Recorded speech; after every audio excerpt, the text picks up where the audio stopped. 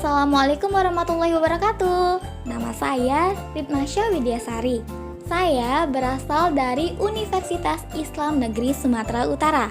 Kali ini saya akan menjelaskan tentang fungi dan alga. Nah, yang pertama, apa sih fungi? Fungi adalah nama regnum dari sekelompok besar makhluk hidup eukariotik heterotrof yang mencerna makanannya di luar tubuh lalu menyerap molekul nutrisi ke dalam sel-selnya.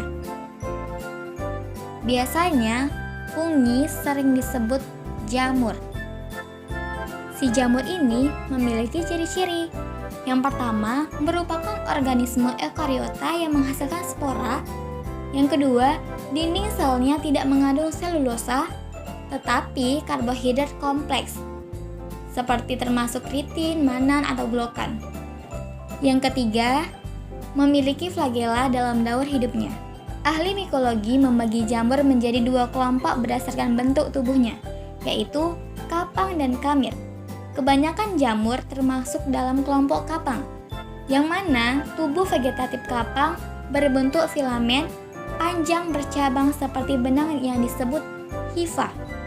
Hifa akan memanjang dan menyerap makanan dari permukaan substrat atau tempat hidup jamur. Hifa-hifa membentuk jaring-jaring benang kusut yang disebut miselium. Beberapa hifa bersifat senositik, artinya hifa-hifa tidak terpisah dalam ruang-ruang atau sel-sel, tapi membentuk sebuah sel raksasa berinti banyak. Setiap sel dapat mengandung lebih dari satu inti sel. Sedangkan kelompok kamir bersifat uniseluler atau berinti satu, bentuknya bulat atau oval. Kamir ditemukan hampir di semua tempat seperti tanah, daun, buah, serta pada tubuh manusia. Jamur juga memiliki reproduksi. Reproduksi jamur itu dengan spora mikrokopis, yaitu sel reproduktif yang tidak motil. Ada 3 bentuk struktur reproduktif pada jamur, yaitu Gemathenium, Saporongium, dan Conidiophore. Gemathenium adalah struktur tempat pembentukan gamet. Saporongium adalah struktur tempat dibentuknya spora. Conidiophore adalah hifa terspesialisasi yang menghasilkan spora aseksual yang disebut conidia. Jamur juga ada klasifikasinya. Di antaranya Zygomicota. Jamur ini dinamakan Zygomicota karena membentuk spora istirahat berdinding tebal yang disebut zygospora. Zygospora merupakan hasil peleburan penyeluruh antara 2 Gemathenium yang sama atau berbeda. Zygomicota berhabitat di darat, di tanah, atau pada sisi organisme mati. Cara reproduksi Zygomicota yaitu dengan cara aseksual dan seksual. Reproduksi secara aseksual adalah dengan spora non-motil yang dihasilkan oleh Saporongium, sedangkan reproduksi seksualnya dengan konjugasi. Yang kedua, Ascomycota. Ascomycota bercirikan talus yang terdiri atas miselium bersekat. Reproduksi seksual membentuk askopora di dalam askus. Bentuk askus ini ada bermacam-macam, antara lain 1. Askus tanpa askokarp. 2. Askus yang askokarpnya berbentuk seperti mangkok disebut apotesium. Yang ketiga, askus yang askokarpnya berbentuk bola tanpa osteolum disebut pleistotesium. Yang keempat, askus yang askokarpnya berbentuk botol dengan leher dan memiliki osteolum disebut paritesium. Yang ketiga, Basidiomycota. Basidiomycota mencakup sebagai besar spesies makrokopis dan amat mencolok. Jamur ini sering dijumpai di lapangan dan di hutan-hutan. Cara reproduksi Basidiomycota ini melalui dari pertumbuhan spora basidium atau pertumbuhan conidium. Spora basidium atau conidium akan tumbuh menjadi benang hifa yang bersekat dengan satu inti. Kemudian, hifa membentuk miselium. Hifa dari 2 jenis yang berbeda bertambah dan berkurang ujungnya, bersinggungan dan dinding selnya larut. Inti sel dari salah satu sel pindah ke sel yang lain. Terjadilah sel dikariotik. Dari sel dikariotik akan tumbuh hifa dan miselium dikarotik. Miselium dikarotik akan tumbuh menjadi tubuh buah dengan bentuk tertentu, misalnya payung. Yang keempat, Deuteromycota. Divisi ini disebut juga fungi imperfecti atau jamur tidak sempurna. Divisi ini disebut untuk mengelompokkan semua jamur yang tidak termasuk ke dalam divisi lainnya. Ciri utama dari divisi ini adalah belum diketahuinya reproduksi seksual selama siklus hidupnya. Jamur Deuteromycota hanya ditemukan di daratan. Jamur ini bereproduksi dengan cara aseksual dengan menghasilkan conidia atau menghasilkan hifa khusus yang disebut conidiofor. Selanjutnya alga. Apa itu alga? Alga adalah sekumpulan organisme autotrof maupun heterotrof yang tidak memiliki organ dengan perbedaan fungsi yang nyata. Alga ada yang bersel tunggal atau uniseluler, membentuk koloni berupa filamen atau kumpulan sel berbentuk benang, atau koloni yang tidak membentuk filamen. Alga uniseluler ada yang dapat bergerak atas kekuatan sendiri atau motil, dan ada yang tidak dapat bergerak non-motil. Alga uniseluler yang mikroskopis tidak dapat dilihat dengan mata telanjang. Sebaliknya, ada alga yang membentuk koloni berupa filamen berukuran cukup besar sehingga dapat dilihat dengan mata telanjang. Alga hidup melayang-layang di permukaan air, disebut neoston. Sedangkan yang hidup di dasar perairan disebut bentos. Bentos digolongkan menjadi satu epilitik, yaitu hidup di atas batu. Yang kedua, epipalik, melekat pada lumpur atau pasir. Yang ketiga, epipitik, melekat pada tanaman. Yang keempat, epizoik, melekat pada hewan. Berdasarkan habitatnya di perairan, alga dibedakan atas. Pertama, alga subaerial, yaitu alga yang hidup di daerah permukaan. Yang kedua, alga intertidal, yaitu alga yang secara periodik muncul di permukaan karena naik turunnya air akibat pasang naik dan pasang surut. Yang ketiga, alga sublitoral, yaitu alga yang hidup di bawah permukaan air. Yang keempat, alga edafik, yaitu alga yang hidup di dalam tanah. Alga juga memiliki reproduksi. Cara reproduksi alga bagaimana? Alga memiliki dua reproduksi. Yang pertama, secara seksual dan aseksual. Secara aseksual terjadi melalui pembelahan sel, fragmentasi, dan pembentukan zoospora. Reproduksi secara seksual terjadi melalui isogami dan oogami.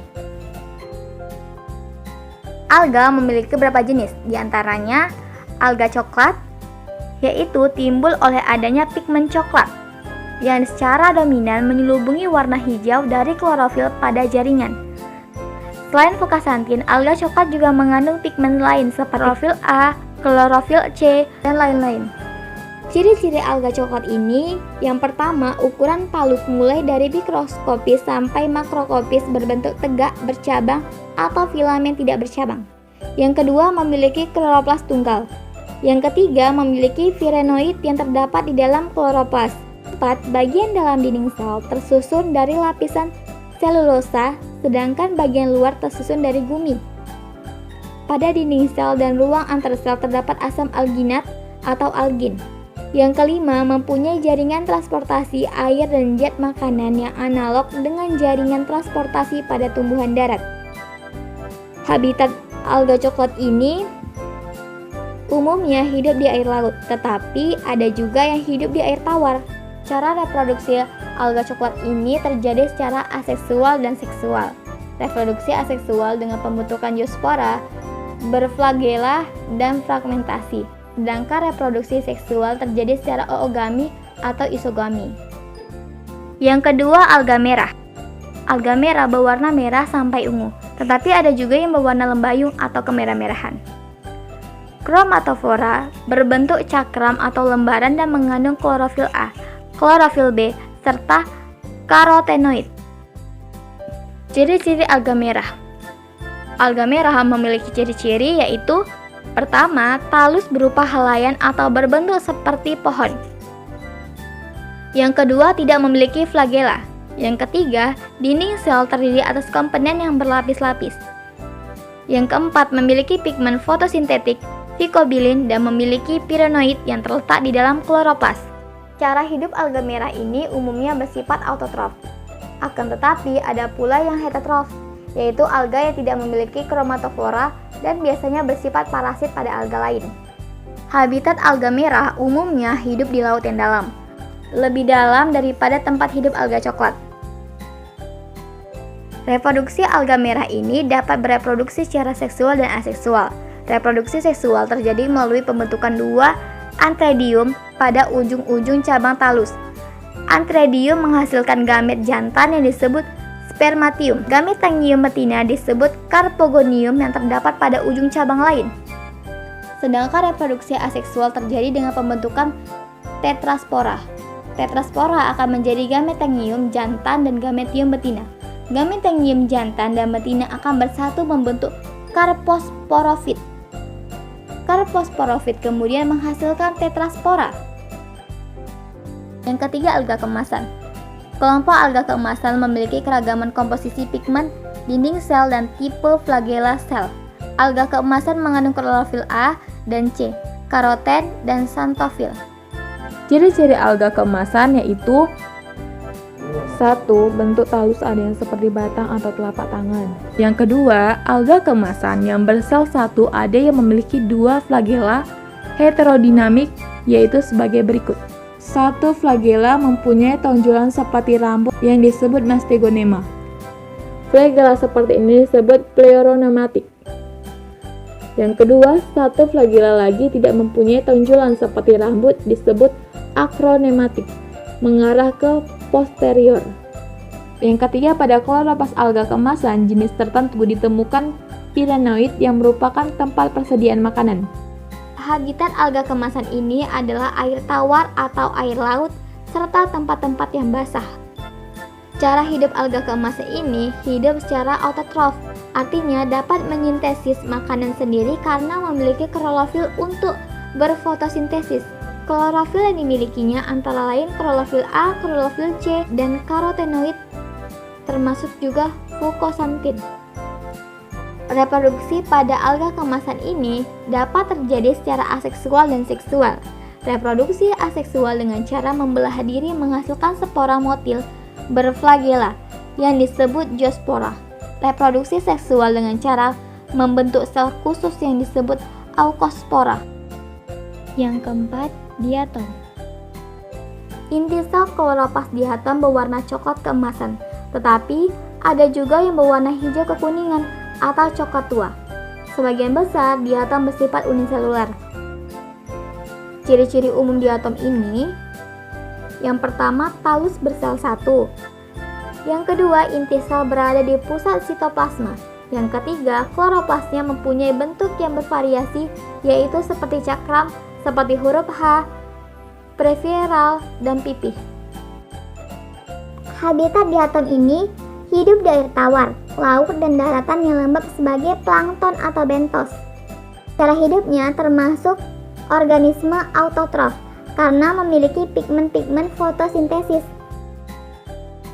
Reproduksi diatom terjadi secara aseksual dan seksual. Pada saat diatom bereproduksi secara aseksual melalui mitosis, hipoteka dan epitika memisah. Artinya, hipoteka sel lama menjadi epitika sel baru dan epitika sel lama menjadi epitika sel baru. Jadi, salah satu sel anakan berukuran tetap, sedangkan satu sel anakan lainnya berukuran lebih kecil daripada sel induknya. Setelah mencapai ukuran minimum tersebut, diatom kemudian bereproduksi secara seksual. Yang kelima, alga hijau. Alga hijau memiliki pigmen, hasil metabolisme, dan struktur dinding sel yang mirip dengan tumbuhan darat. Ciri-ciri alga hijau ini, yang pertama, ada yang bersel satu, ada yang membentuk koloni. Yang kedua, bentuk tubuhnya ada yang bulat, filamen, lembaran, dan ada yang menyerupai tumbuhan tinggi. Yang ketiga, bentuk dan ukuran kloroplas beraneka ragam, ada yang seperti mangkuk. 4. Pada sel reproduktif yang motil terdapat disebut stigma atau bintik mata merah. Yang kelima, di mana sitoplasma sel yang dapat bergerak terdapat vakuola kotral. Yang keenam, inti sel alga hijau memiliki dinding sehingga bentuknya tetap. 7. Pada alga hijau yang motil terdapat dua flagella yang sama panjang. Habitat alga hijau ini berada di air tawar, air laut, dan tanah-tanah yang basah. Ada pula yang hidup di tempat yang kering. Cara hidup alga hijau ini secara autotrof. Alga ini berwarna hijau karena adanya klorofil A, B, beta-karotin, dan xanthofil. Reproduksi alga hijau ini terjadi secara aseksual, yaitu dengan pembentukan zoospora, yaitu spora yang dapat bergerak atau berpindah tempat. Sedangkan reproduksi seksual berlangsung dengan konjungsi, yaitu bersatunya zigospora. Terima kasih yang sudah menonton. Jangan lupa like and subscribe.